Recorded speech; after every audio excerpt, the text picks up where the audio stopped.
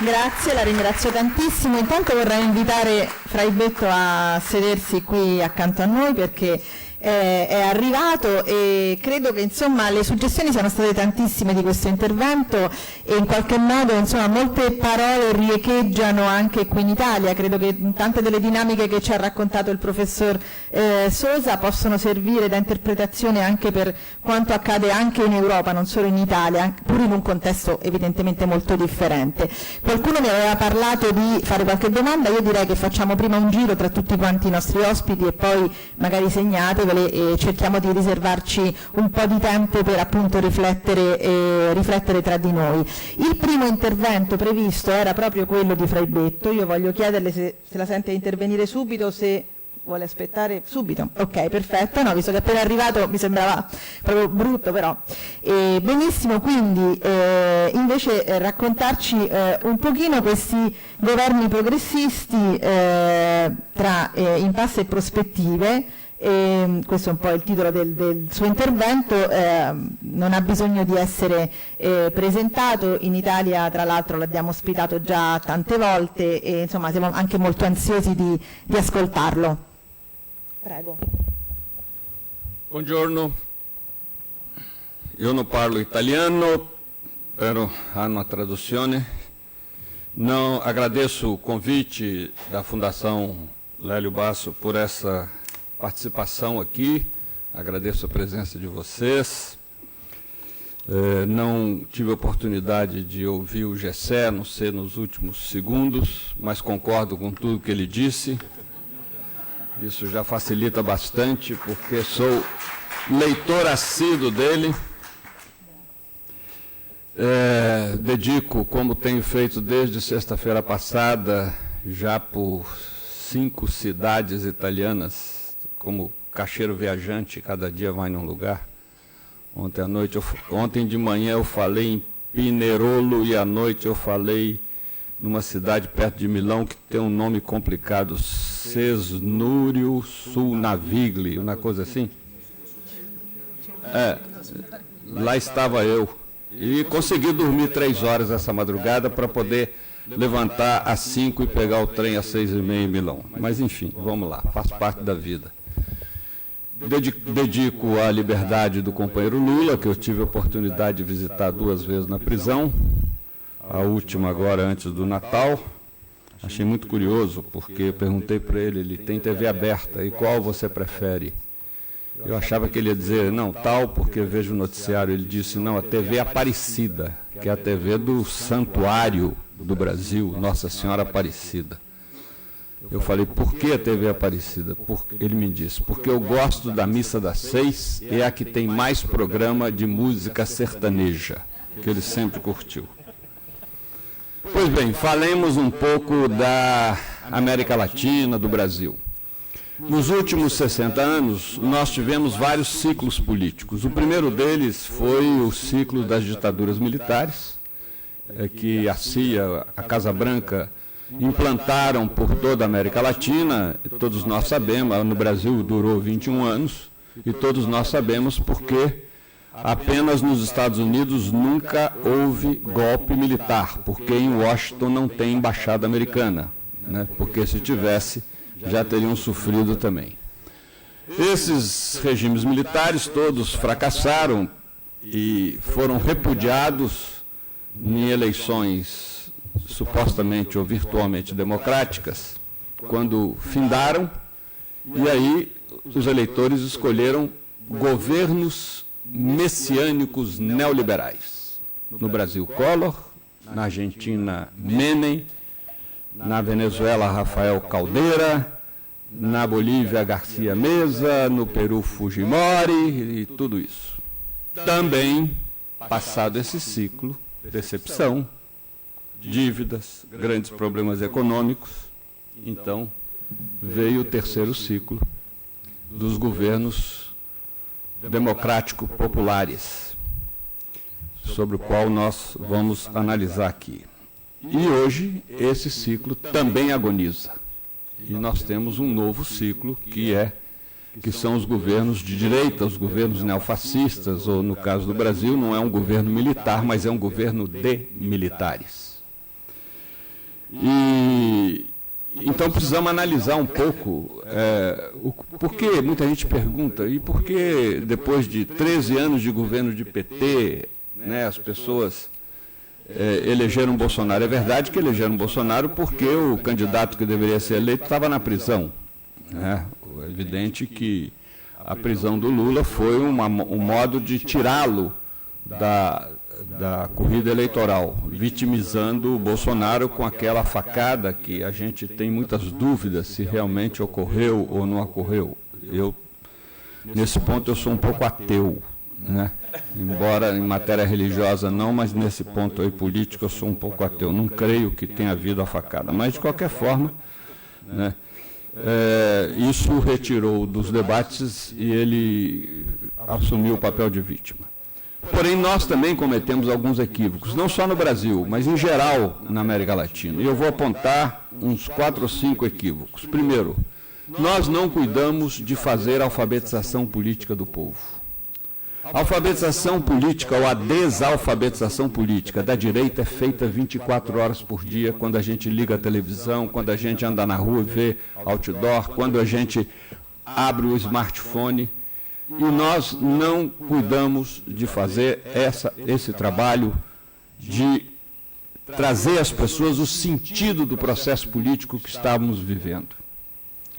Somado a isso, nós oferecemos bens pessoais. Você vai numa favela no Rio, São Paulo, está lá o barraco, lá dentro tem TV a cores, celular, computador, e toda a linha branca. Tem geladeira, tem micro-ondas, tem fogão, mas a família está na favela. Não tem casa, não tem segurança, não tem saúde, não tem educação, não tem saneamento. Ou seja, eu me pergunto se não deveríamos ter começado pelos bens sociais. E depois isso faria com que as pessoas chegassem aos bens pessoais. E me pergunto se com esse tipo de linha nós não criamos muito mais uma nação de consumistas do que uma nação de cidadãos e cidadãs protagonistas políticos. Ou seja, as pessoas foram acostumadas a consumir. Quero ter mais. Aquilo que o Gessé, que eu peguei no final aqui, né? E que o Paulo Freire dizia, cabeça de pobre tende a ser hotel de opressor. Isso é normal. Os anormais somos nós, né, que vivendo na sociedade capitalista temos uma visão crítica a ela. Um terceiro fator, a cooptação dos movimentos populares. Com exceção de poucos como o MST, mas eu chamo a atenção para a CUT e para a UNE. Passaram a representar mais o governo junto às bases do que as bases junto ao governo. Então houve uma desmobilização. Por que a gente hoje não consegue colocar muita gente nas ruas? Por várias razões. Quando o Brizola foi eleito governador do Rio, ele acabou com os centros comunitários nas favelas porque ele empregou os líderes no governo e ele abriu espaço para o narcotráfico ocupar, e até hoje o narcotráfico manda nas favelas do Rio. E, de certa maneira, nós também fizemos esse tipo de promoção política de companheiros líderes de movimentos populares que foram ocupar funções de governo. E, com isso, não houve uma reprodução de formação de militantes na base. Me lembro que nos anos 80, ainda 90, nós tínhamos centenas de equipes de educação popular no Brasil e elas desapareceram. Não contavam.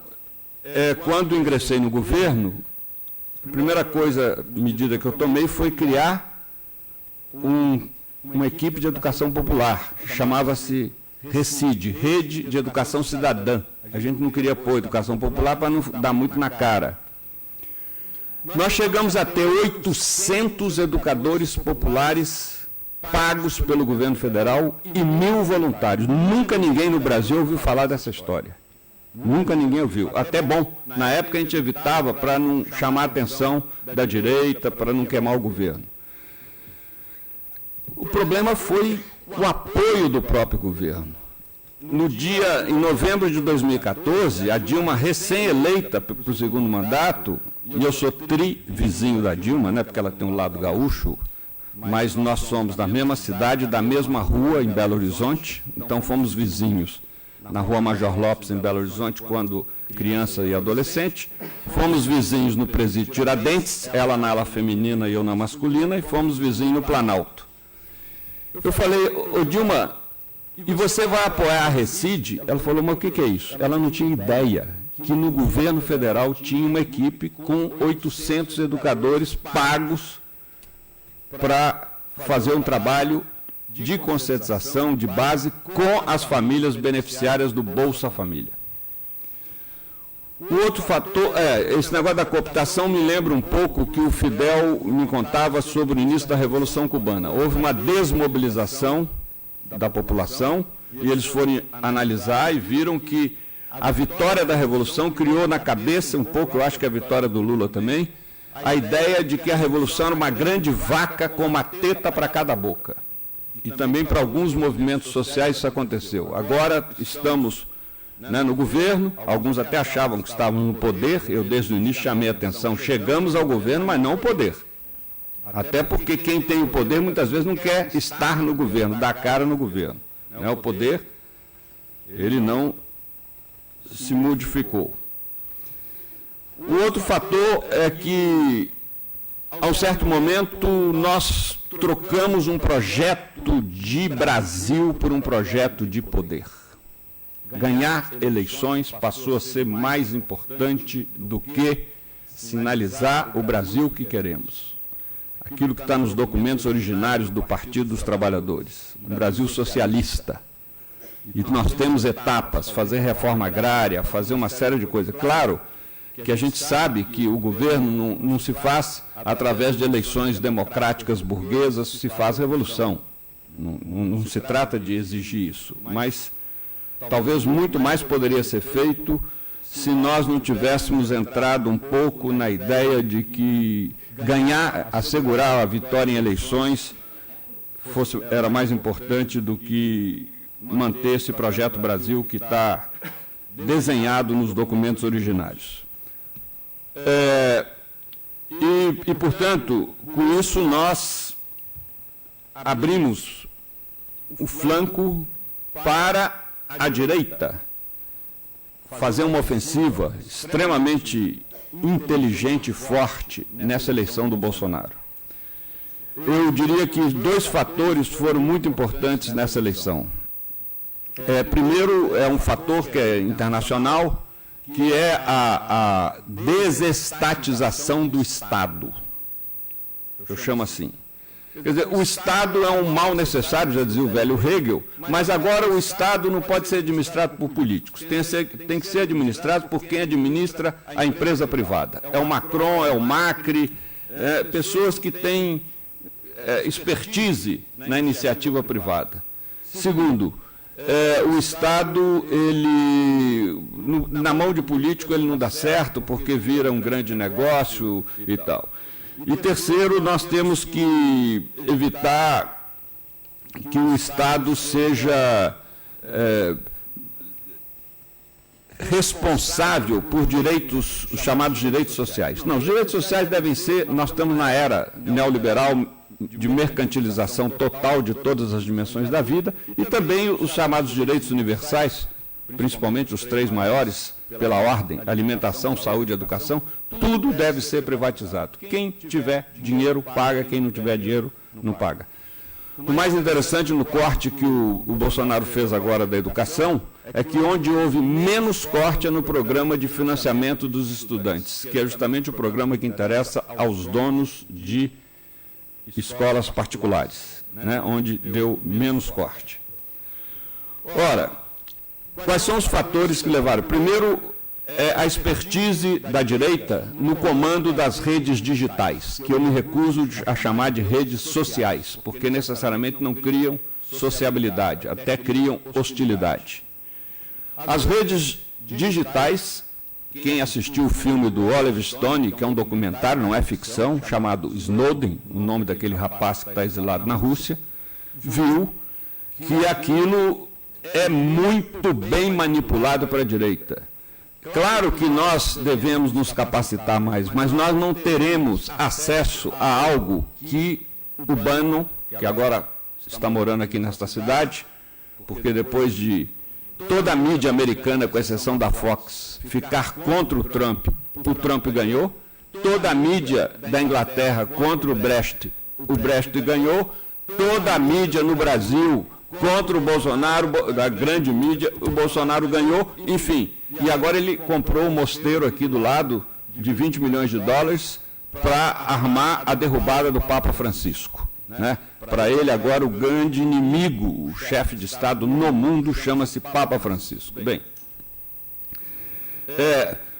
a dificuldade nossa é que nós não temos controle dos algoritmos, e eles têm. Essa é a nossa dificuldade. Em poucos segundos, eles são capazes de mandar milhões de fake news para milhões de celulares. Eu recebi 2 mensagens, identifiquei porque vem o código do telefone. Uma dos Estados Unidos, outra de Portugal. Em plena campanha do Bolsonaro, faladas em português, sendo que a que vinha dos Estados Unidos era falada no português e a foto que aparecia do Bispo Edir Macedo, da Igreja Universal do Reino de Deus. Mas a voz não era dele, que eu conheço a voz dele, mas aparecia a foto dele. Então, primeiro, o uso das redes digitais. Segundo, a forte manipulação do fenômeno religioso.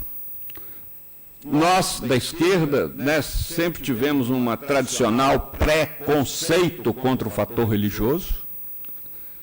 A tradição comunista fez o favor de entregar isso na bandeja para a direita, a ponto da direita associar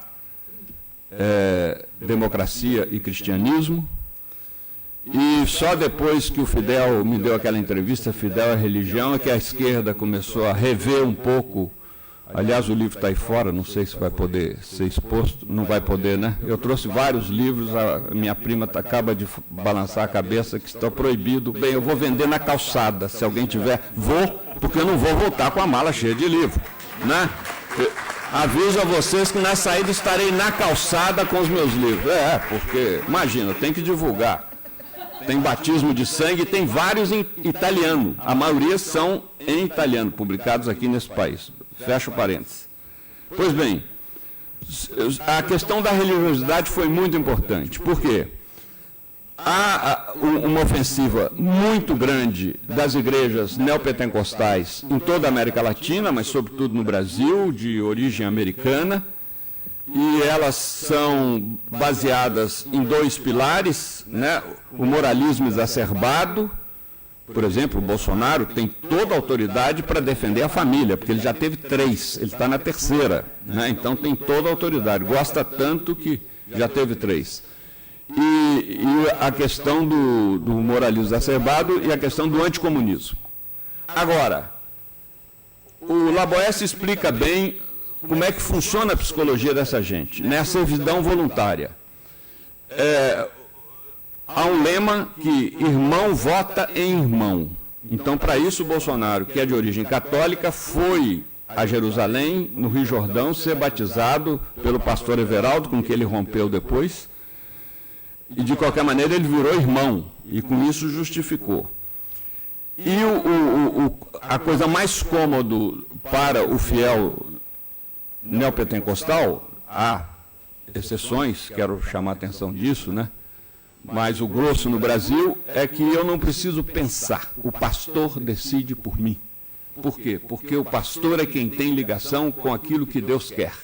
Então, dito pelo pastor é a voz de Deus. E eu já conversei com fiéis da Igreja Universal, quando, por exemplo, casos flagrantes de corrupção que houve em Goiânia, um avião com 10 milhões de reais recolhidos em cultos e um dinheiro não declarado num avião particular, enfim. E o fiel me disse tranquilamente, sim, eu sei que isso acontece, mas eu continuo dando dinheiro para a igreja, eu e minha mulher, porque ele, que é corrupto, vai responder diante de Deus. Agora, eu, quando responder diante de Deus, Deus saberá que eu dei o meu dízimo. Então, realmente, a coisa é muito bem estruturada. né? Terceiro, a questão dos casos de corrupção ocorridos nos nossos governos progressistas na América Latina. Isso é muito triste. E aí, como a gente não fez uma autocrítica, como a gente não teve a iniciativa de investigar e expulsar os companheiros que se meteram em corrupção, alguns até depois declararam abertamente, olha, eu fui corrupto, fiz, etc. e tal, mas eles é que se auto-excluíram do partido, eles é que declararam, mas não foi. E isso criou uma ideia de que realmente a corrupção está generalizada. Nós não tivemos, o nosso esprit de corps acabou sendo pior do que se tivéssemos realmente apurado e investigado e sancionado aqueles que efetivamente se meteram em corrupção. A Odebrecht corrompeu todos os governos da América Latina em que ela tem obra, porque os diretores delataram governo por governo. O único governo que não foi delatado foi o de Cuba, onde a Odebrecht construiu o Porto de Mariel. Então não é porque os cubanos dizem e nós não temos nem corrupção. Tem corrupção em Cuba, mas no caso do Porto de Mariel não houve corrupção. Por quê? Porque o delator que delatou Peru, Venezuela, Chile, Nicarágua, ele fez a lista completa, mas não nenhum caso em Cuba. Então isso levou a um descrédito muito grande, né? Me lembro do Fidel dizer, nós, revolucionários, podemos perder tudo, podemos perder o emprego, podemos perder a pátria porque vamos exilados, podemos perder a liberdade porque vamos presos, podemos perder a vida porque somos assassinados, só não podemos perder a moral. Perdeu a moral, aí realmente é a causa que está comprometida. Pois bem, diante desse cenário, o que fazer? Hoje, voltar ao trabalho de base. Eu não vejo perspectiva fora do trabalho de base. E interessante que há uma grande sensibilização dos movimentos populares no Brasil, o MST, o MTS. Aliás, o MST nunca deixou de fazer trabalho de base e nunca foi cooptado pelo governo. Né? Tem até a Escola Florestan Fernandes. Mas eu tenho trabalhado com o MTST, tenho trabalhado com a Central de Movimentos Populares e uma série de sindicatos preocupados agora com a formação de militantes. Né? Acabo de elaborar 2 cartilhas populares, uma sobre a questão de gênero, orientação sexual, porque toda a literatura que existe no Brasil é acadêmica. O povão quer saber o que é isso, mas ninguém sabe explicar, então eu fiz uma cartilha. E agora fiz uma cartilha sobre análise marxista, método de análise marxista, porque é outra coisa que a gente precisa voltar, as pessoas ter essa consciência crítica dos modos de produção, da questão da luta de classe, etc. Isso em linguagem popular. Então, eu creio que hoje o nosso desafio é esse, o outro desafio, uma união das esquerdas, que não é fácil, a esquerda só se une na cadeia, né? Mas eu gostaria muito que no Brasil a gente desse um passo à semelhança do que os uruguaios fizeram com a Frente Ampla. Né? A Frente Ampla são 4 partidos em mais de 50 organizações, movimentos sociais, e eles, quando chega o período eleitoral, cada partido indica o seu candidato, e o conjunto da Frente Ampla escolhe um dos 4, e a coisa está caminhando bem no Uruguai. E eu espero que no Brasil... Bem, no Brasil atualmente a gente nem precisa fazer muita oposição, porque o governo Bolsonaro é tão desastrado, é tanta briga entre eles, que, por enquanto, o desgaste vem endógeno, né, por causa dos conflitos internos que tem. Era o que eu queria apresentar para vocês em termos de ano. Teria mais coisa, mas como me disseram que eu tenho 20 minutos e eu sou um frade disciplinado, né? Conseguir autorização de vender os livros, já não vou ter que pagar excesso de bagagem. Muito obrigado pela boa notícia, uma boa nova.